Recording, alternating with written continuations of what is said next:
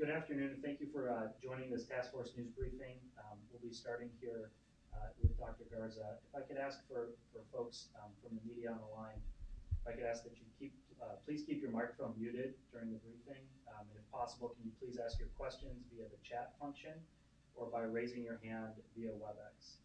We'll be sure to get to every question.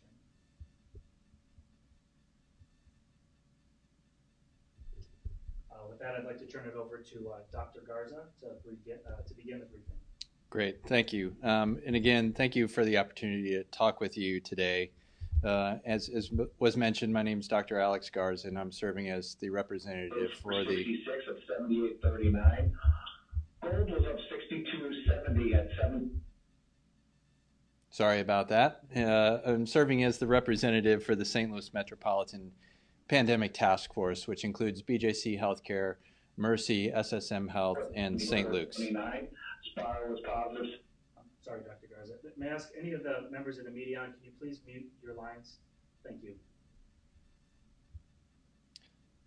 So this may seem a little bit awkward then, so I wanted to thank the media for helping with disseminating the information during this pandemic. You all have an incredibly difficult job to do, as well as everybody in healthcare, and we very much appreciate your flexibility and your efforts to get across accurate information regarding the pandemic. So as you can see, we've changed our location and the formatting for a couple of reasons. One is for efficiency, but the other one is for social distancing. We think it's important that we practice what we preach. And so we're coming at you from a remote location today, and we'll continue to do that as long as the technology allows us to do that. As was mentioned, we plan to get to each reporter's questions, and if they can't be heard, please feel free to email those, and we'll get to those as much as we can. We're planning on live streaming these events so the public can see them on Facebook, and TV stations can carry these as briefings as well.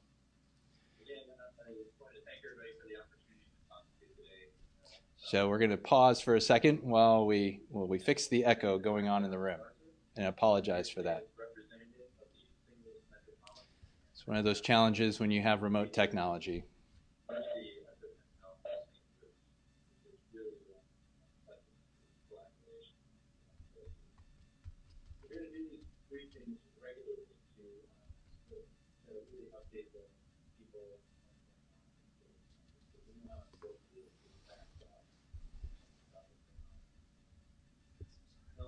No, it's okay.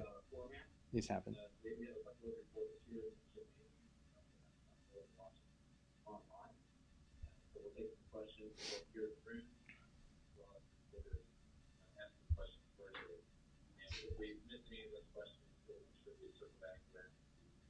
Could we ask folks if you are carrying television live through the WebEx, would you please try to mute your phone so that we're not getting feedback on the line? So let me move on now. So as we mentioned yesterday, we have a very complex problem. Can everyone who's on the line please mute your lines? Which is the gospel spread in terms of today's time. I'll talk a little bit here about the data that we're starting to give you a snapshot of what we need. But we have always believed that Okay. There we go. All right. Well, let's go ahead and move forward. So the things that we want to walk through today is, of course, the latest data from the healthcare systems that are part of the task force in the region.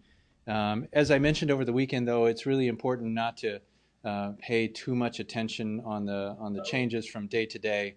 Really, what's important to look at is trends, because they're going to be reflective over the long range and not necessarily over the short range. What we know for sure, though, is based on our modeling and best predictions, is that the next couple of weeks are going to be extremely difficult for the St. Louis region.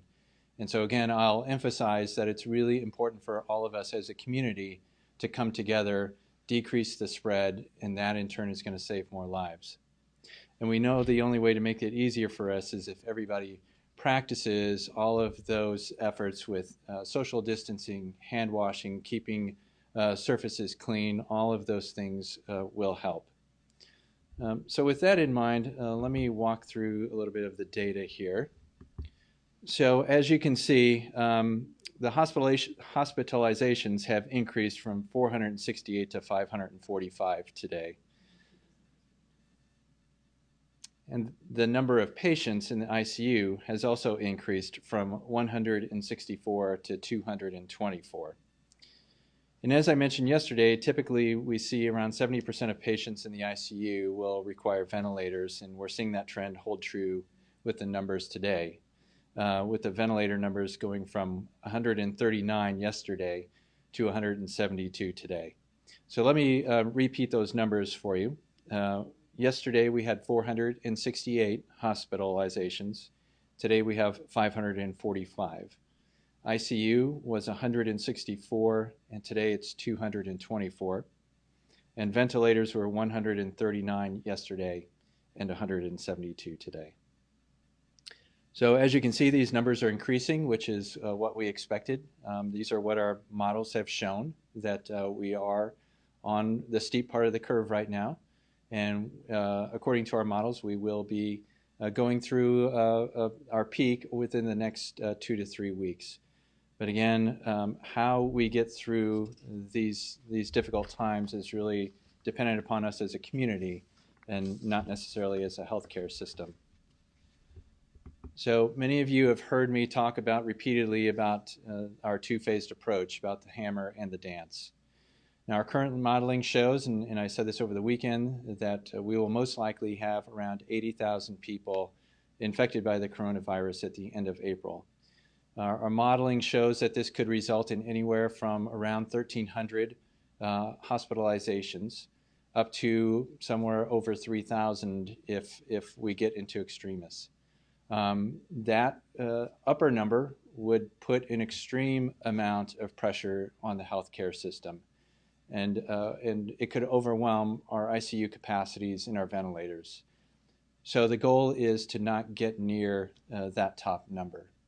And the way that we stay away from getting near the top number isn't dependent upon the healthcare service. It's dependent upon the community by decreasing the spread. If we decrease the spread, we decrease the number that are infected. If we decrease the number that are infected, we decrease the number of patients that require hospitalization. And if we decrease that, then we decrease our numbers in the ICU, and we decrease the number that need to use a ventilator. The whole goal of this is to flatten the curve, so to speak. We will save lives if we all do our part, and the biggest part really comes from the community. So keep that in mind. We know that the surge is coming, but we want to be able to handle that surge so that our medical systems can work as efficiently and as effectively as possible.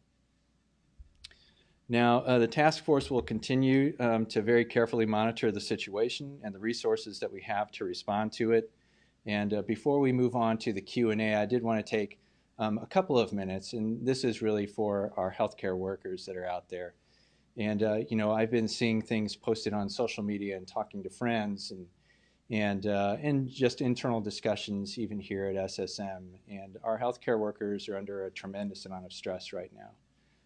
Some of it is overwhelming, to be honest. And I think back to some of my military time where I was deployed overseas away from my family. And I know that some of our healthcare workers now are away from their families for very good reason. They don't want to expose any risk to their children, to their grandparents, to their loved ones. And that takes a toll on you. I can tell you from experience that takes a huge toll on us as individuals. And so I would ask you to do then as a community what people did for me when I returned from my wartime deployment, and that is reach out to people and thank them for what they're doing. There are truly heroes out there that are doing this work for the benefit of us as a society and as a country. And so if you know somebody that works in the healthcare industry, it doesn't matter if it's a nurse or a doctor or somebody who works in food service or in janitorial services, they're all part of that community. And so if you know somebody that does that, reach out to them. Let them know you're thinking about them. Let them know that you support them and that we're all in this together. And so thank you for that, for being able to talk about that. And so now I'd be happy to answer any questions that that the press might have. So for any of the media on the line, if you have any questions, I'd be happy to unmute you, or you can send your questions directly via the chat function. We'll stand by for questions.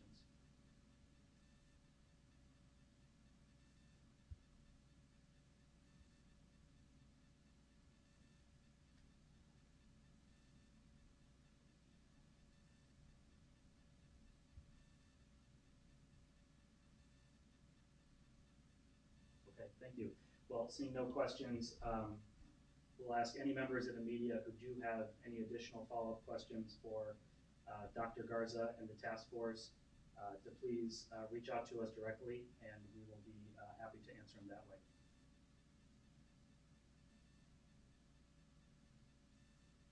Thank you.